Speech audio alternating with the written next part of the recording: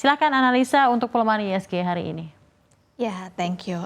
Kalau kita lihat memang ISG hari ini harus kembali merah ya, dan ini memang sudah beberapa hari kita mengalami koreksi, terutama untuk ISG kita yang dimana sudah tercatat, kalau kita lihat sudah sekitar 4 harian beruntun ya kita memang mengalami koreksi.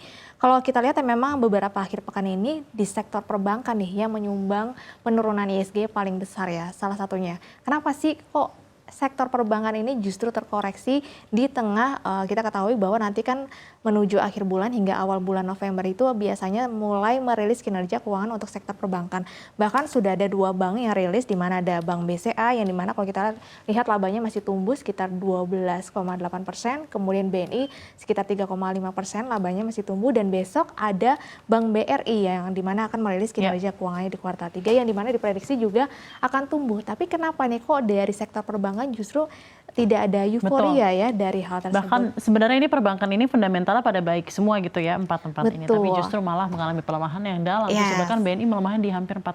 Benar sekali. Ini juga memang menjadi pertanyaan untuk beberapa investor. Tapi sebenarnya kalau kita melihat dari satu sisi, kemarin kan bahwa ada kabar untuk pemerintahan baru atau di pemerintah Pak Prabowo akan mulai melakukan pemutihan ya atau penghapusan hutang untuk 6 juta nelayan, kemudian ada UMKM dan juga ada petani ya. Nah, kalau kita lihat di sini kan skemanya belum jelas. Untuk pemutihan hutang kita ketahui adalah untuk pemutihan hutang yang memang tahun-tahun lalu, terutama tahun krisis di tahun 98. Jika nantinya pemutihan hutang tersebut memang dijalankan, otomatis ini akan justru merugikan perbankan, terutama sektor perbankan yang memberikan pembiayaan terhadap UMKM yang cukup besar. Nah, kita memang masih menunggu bagaimana sih skema dari pemerintahan Pak Prabowo ini. Pemutihannya ini memang apakah nantinya akan merugikan perbankan, terutama Bank BUMN, apakah nantinya juga akan ada injeksi gitu ya dari pemerintah. Jadi memang kita masih menunggu skema jelasnya untuk pemutihan dari hutang tersebut. Makanya ini membuat pasar ini bergejolak walaupun di tengah memang beberapa bank sudah merilis kinerja keuangannya.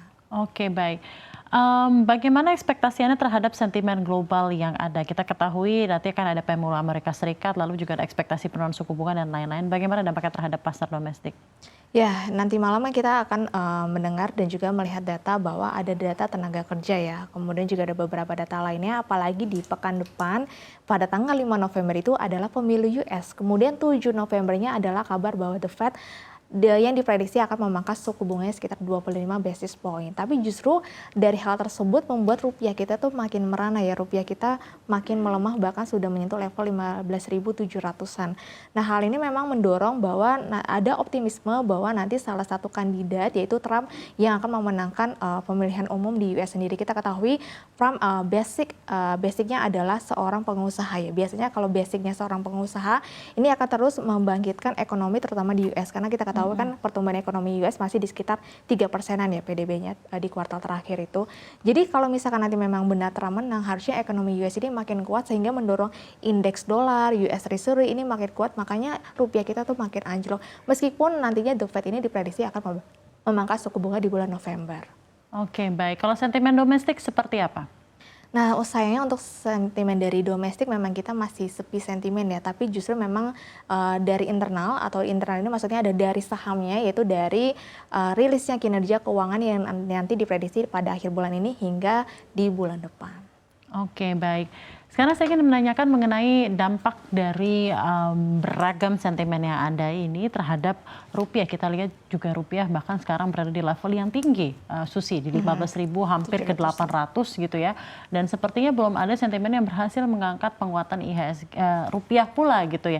Apakah yang ditunggu-tunggu adalah mengenai penurunan suku bunga, ataukah dari domestik sebenarnya dibutuhkan lebih kepada program prioritas pemerintah yang dapat mengangkat kekuatan fundamental dari rupiah, atau seperti apa? Karena sebenarnya gerak dari rupiah ini juga tidak disangka-sangka mengalami pelemahannya yang cukup signifikan ini juga berlangsung dalam waktu yang begitu singkat. Cepat, ya betul sekali. Kita lihat memang rupiah kita pelemahannya cukup cepat sekali ya, bahkan 2 pekan terakhir ini sudah balik lagi hampir menyentuh level 15.800-an.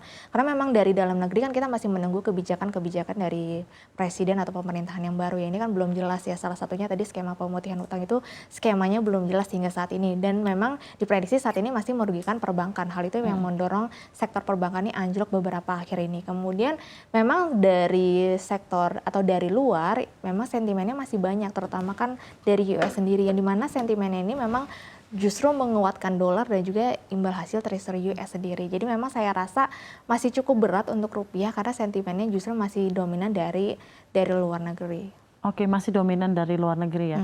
Kira-kira apalagi yang mungkin patut diwaspadai dapat memberikan lagar lebih berat lagi untuk IHSG, untuk sentimen-sentimen domestik yang ada? Apakah mungkin dari belum stabil atau belum jelasnya arah dari geopolitik yang ada di Timur Tengah, ataukah mungkin mengenai sentimen dari kemarin Menteri Luar Negeri kita, Sugiono, menghadiri BRICS dan ada berita juga bahwa Indonesia menjadi mitra dari BRICS. Bagaimana dampak dari dinamika politik dan geopolitik di luar ini mempengaruhi kekuatan ekonomi atau pasar uang kita?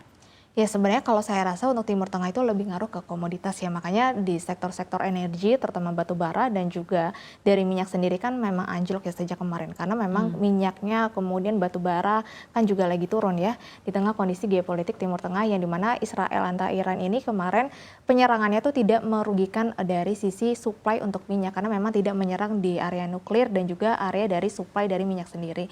Jadi memang ini murni dari sipil ya. Jadi kalau saya lihat tidak ada gangguan pasokan minyak, makanya harga minyak tuh makin anjlok ya karena tidak ada sentimen dari geopolitik di Timur Tengah. Tapi kalau dari sentimen yang tadi disebutkan yaitu di mana memang Indonesia diprediksi akan bergabung nih dengan BRICS ya. Cuman kan ini belum jelas ya. Tapi harusnya kalau misalkan nanti bergabung dengan beberapa negara berkembang lainnya, biasanya nantinya harusnya bisa memberikan efek yang cukup baik. Apalagi kan di mana untuk BRICS ini tuh kita bisa memberikan ekspresi ataupun Indonesia itu bisa istilahnya menolak dari gagasan-gagasan terutama dari invasi barat gitu ya yang dimana bisa menopang terutama dari komoditas kita dan harapannya kan ini juga selaras dengan kebijakan Pak Prabowo yang baru yaitu ketahanan pangan dan juga energi yang dimana peraturan-peraturan tersebut bisa berdampak efektif jika kita memang join di BRICS sendiri.